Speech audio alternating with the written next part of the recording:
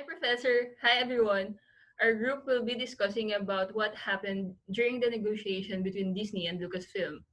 I'm Sheena. I'm Ian. I'm Pat. I'm Eileen. Okay, so here we go. I'm first going to tell a brief background of the two companies involved in the negotiation. First is Walt Disney. Who doesn't even know about this company, right? It was founded in 1923 by the brothers Walt and Roy Disney, and they named it as Disney Brothers Cartoon Studios. The House of Mouse is so diverse that they have parks, experiences, products, media and entertainment distribution, studios content, general entertainment content, and they even have ESPN for sports content. The next one is Lucasfilm Ltd, which was solely founded by filmmaker George Lucas in 1971. It is a privately held, fully integrated entertainment company. They specialize in industrial lights and visual sound effects in multiple mediums. They have Light and Magic and Skywalker Sound, LucasArts, and Lucas Licensing. It's best known for creating and producing the Star Wars universe and Indiana Jones franchise. After briefly discussing about the companies, we're now going to take a look at on the people behind the negotiation. Robert Iger has been the CEO for Disney from 2005 to 2020. He already had acquired Pixar and Marvel, but he still wanted to expand Disney's customer demographic reach to people who like science fiction. He's very decisive and confident in his actions. He's a risk taker, and this is proven with the previous acquisitions that he has done. He's very creative and innovative. He's also charismatic and an authentic leader. Through his dealings in Disney and the acquisitions that he has done, he showed a very high emotional intelligence, and he puts himself in the perspectives of others. He has unyielding dedication to his plan until his goals are achieved. On the other side of the table is George Lucas, the founder and sole shareholder of Lucasfilm Ltd. He actually planned to retire in his late 60s and was looking for someone to run the company after he retired. So that's why when Robert Iger mentioned the deal to him, he started thinking about it and his possible actions. George Lucas was a born leader. That's why he's not very unwelcoming of supported roles. He's a creative genius in that he has written the Star Wars trilogy himself. He's very determined and driven to reach his goals. And because he's a born leader, he values autonomy and freedom very much. The two parties, Robert Iger and George Lucas, already had a pre existing relationship because they previously worked together on some projects. This project was the Star Wars Weekends, which started in 1997 and was held annually until 2015. Okay, so next I will talk about the intention and motivation behind the negotiations. So as Disney is the one who approached Lucasfilm first, so after they acquired Pixar and Marvel, Disney was still looking for a new product that can help it further expand its customer base and sustain a creative and competitive future for Disney. Uh, Here is the motivation behind the negotiations. So we separate into like two sides on Disney side and Lucasfilm sides. For Disney, they want to acquire a company with a high potential for franchise possibilities because Star Wars is so famous. So they think like they can have a lot of benefit from purchasing Lucasfilm. And also like they hope that like it will provide opportunities to have a new attractions and products and also like help them to reach more customer segments. And they expect that like this can help them to enhance the company ability to serve customer with a broad variety of the world highest quality controls, and also to create an additional long-term value for their shareholders. So for the Lucasfilm side, like George Lucas he was planning to retire soon. So he wants someone that he can trust and can like assure his legacy to be continued. And also he wants someone that can help him to like bring his film bring his films back to life. And he expect that like Disney and Lucasfilm, when they work together, they can have the synergy that can bring the huge benefits for like the companies.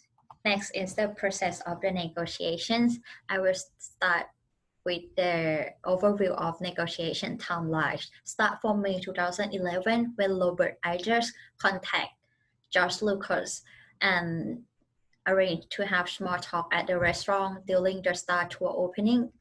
And in 2012, February 2012, Lucas reached out his good friend Kathleen Kennedy to start developing the next trilogy of Star Wars films. In June 2012, Lucas contacted Robert Iger, and at that time, the negotiation began in earnest. And in September 2012, Lucas decided to hand out a non-disclosure agreement to a limited number of people. And finally, after 1.5 years, Disney successfully acquired Lucasfilm in October 2012.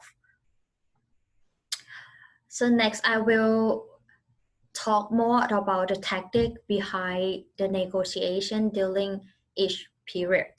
Start from May 2011, when Robert Iger first approached George Lucas through a phone call before the opening of Star Tour. In the morning, before the inaugurations, Iger met with Lucas for breakfast at Hollywood Brown Derby, which is the restaurant in Hollywood.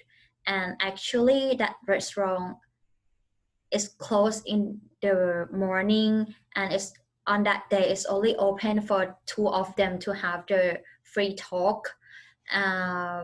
During the meeting, Robert Iger is the one who initiated the deal. But however, at that time, George Lucas, he had no intention to sell his company. So Robert Iger is only like know more about George Lucas, and both of them like know more and understand more about each other point of views. So the tactic behind this negotiation that Robert Iger used is, first, he start to build the trust by initiate the negotiation through the phone call, and he also establishes rapport through a casual. And also he showed the respect to George Lucas by mention about lightsaber, which George Lucas really proud about it. And another tactic that Robert Iger used is he casually poses the question. He did not immediately ask for the serious commitment. Like for example, he asked George Lucas, like, would you consider selling Lucasfilm to Disney instead of do you want to sell your company or not? And the last one is he is the active listener. He did not push for a response, so he just listened and tried to see like how George Lucas was thinking and understand more about like George Lucas' opinions. For the locations, they choose the neutral territory location, which is the restaurant, which is a restaurant to have like the really comfortable environment and atmosphere, instead of like have a meeting at Disney Studio or Lucasfilm Studio or any like business meeting point. Okay, the for next negotiation timeline is during May 2011 until June 2012. After the first approach from Robert Iger, George Lucas started to think about this deal, and he also started thinking about improving his own banner and define his reservation point before calling Robert Iger to continue the negotiation. And what he did is the first thing he did the opponent assessment. He think about when Disney acquired Pixar. Pixar also retained the management team, and Disney gave them the freedom to make the decision. And he also thought that Pixar still have the creative freedom to create their own stories. And Lucas also thought that it could be the same for the Lucasfilm too if Disney acquired Lucasfilm. And he also did some self-assessment. What he cared more is the result of the transition. He really cared. He want the company that can keep his own legacy, and he is less money-driven person.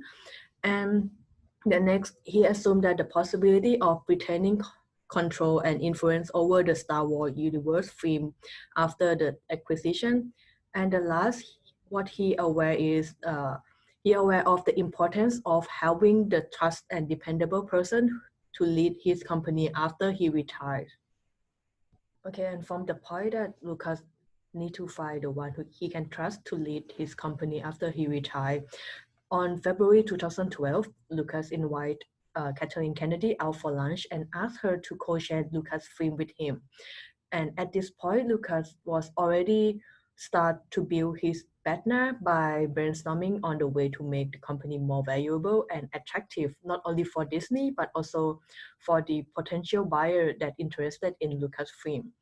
And he also defined his target and reservation point again to retain control over the Star Wars and sell the company more than it stand alone and mark up value.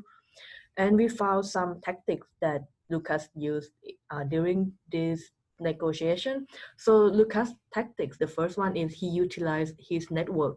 Kathleen Kennedy was not only a Hollywood leading producer, she's co-founder of Amblin Entertainment with Steven Spielberg, but she also was the Lucas longtime friend. And another tactic that Lucas used is he tried to strengthen his partner.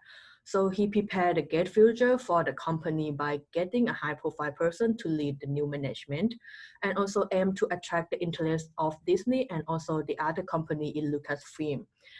And Lucas also did some the situation assessment by consider the pro and con of selling Lucasfilm to Disney and consider the strength and weakness of the both Lucasfilm and Disney, and also still in doubt with if he can trust Disney to allow him to have control over the Star Wars films. Okay, and after 1 year preparation on his partner, on June 2012, George Lucas is ready to continue this deal with Robert Iger. So he called Robert Iger and told him that he ready to discuss about the deal selling the Lucasfilm to the Disney. And negotiation between both parties start and last for 5 months. At that time, Lucas offered the entire company to Disney, but he emphasized that his team is the one who know best about the market and the produce of Star Wars. So his team will be the one who have the who made the final decision about the Star Wars. So Iger at that time, on the other hand, he acknowledged Lucas' rationale but clarified that the autonomy will be retained, but it will be limited. The final decision will be Disney. And at that time, at the end of the negotiation, uh, George Lucas told Iger that he already finished the script for the Star Wars episode 7 to 9. And at that time, so Iger asked to see the script first before he made a decision. But uh, Lucas refused, and he said that Iger have to trust him. And at that time, so Iger accept, and it's end of that negotiation. And so we found a lot of tactics from Lucas side and Iger side. We will start with Lucas side. And for the first tactic that Lucas used is the anchoring. So Lucas start the negotiation by offer the entire company in exchange for. He said that he would like to offer the entire company in exchange for the complete control over Star Wars. And the next tactic is he used the rational argument and claiming So he showed the business plan and what the projected figure might look like if he lead the Star Wars. And the last one, the last tactic that Lucas used is creating more value and making a concession, asking for reciprocation. So he's willing to give up the part of his control if Disney agree to use the story treatment that he has already developed. And for the Iger side, the first tactic that he used is perspective taking and paraphrasing. So Iger tried to understand the thing from the Lucas point of view, and he recognized that Lucas knows Star Wars film the best. And the next tactic is emphasizing the importance of the concession. So Iger said that he will keep the Lucasfilm team intact, but Disney will be the one who made the final decision about the film. And the last tactic is creating value. Like Iger present Lucas an opportunity for long-term collaboration and supervision of the characters. And on September 2012, Robert Iger insisted that he have to read the script before making a decision, and he asked George Lucas like, "What do you think would be the best way to proceed about the script?" And in the end, George allowed the limited number of people to read his script, but they have to sign the non-disclosure agreement. And after reading it, he talked again with Lucas and gave a good feedback and explained Disney perspective on the risk involved. And there are some tactics that both sides use here. And for the Lucas side, the tactic that he used is concede and ask for something small in return. And so to keep the negotiation moving forward. So in the end, Lucas agreed to show the script to limited people and ask them to sign a non-disclosure agreement. And for the Iger, so the first tactic that he used the diagnostic questioning. So it showed that he care about Lucas. So he asked like, what do you think would be the best way to proceed about the script?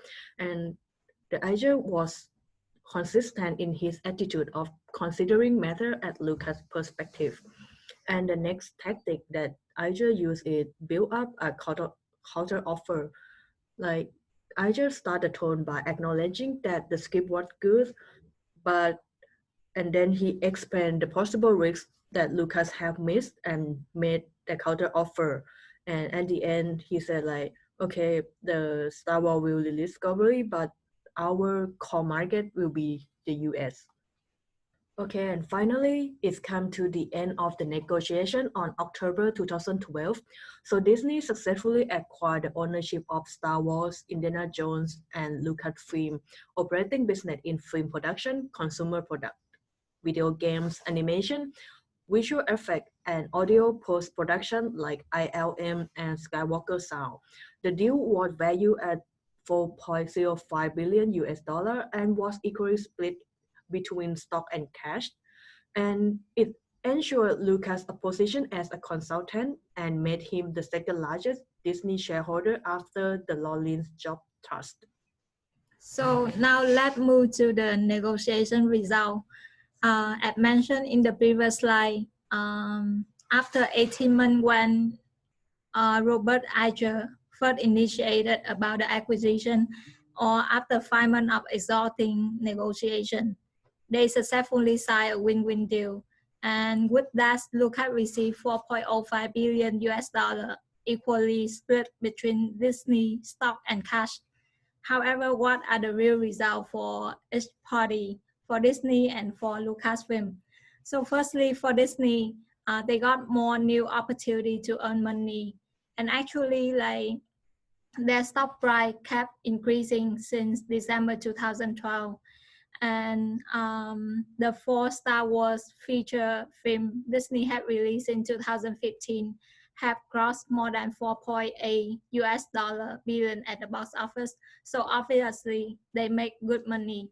And secondly, for Lucasfilm, or actually for the main owner, Lucas, he got a partner to continue his legacy, and he became the second largest shareholder of Disney with 2% of Disney capital. And Lucas also remained involved as a consultant. and that was the result of the negotiation. So here are our comments about the negotiation. So after all the analysis about the motivation and also the negotiation process, we all think that this is considered a good negotiation with two professional parties. The reason is that like before the negotiation, both parties already know each other. So for Disney or for Robert Iger, he understood his opponent very well. He knew exactly what Lucas wanted and respected him. And also, Robert also built his own team to do all the necessary research in order to understand more about his target and also be ready to enter the negotiation. And for Lucas' side, after knowing that Robert wanted to buy his company, he did very well in strengthening his partner so that by doing that, he make his company look better, not only to Robert, but also to other potential buyer at that time. And another point that both parties did well is that they were consistent in holding on to their motivation for the negotiation. And again, because both parties already have the pre-existing relationship, so they constantly consider each other perspective when making a move and make it a smooth negotiation.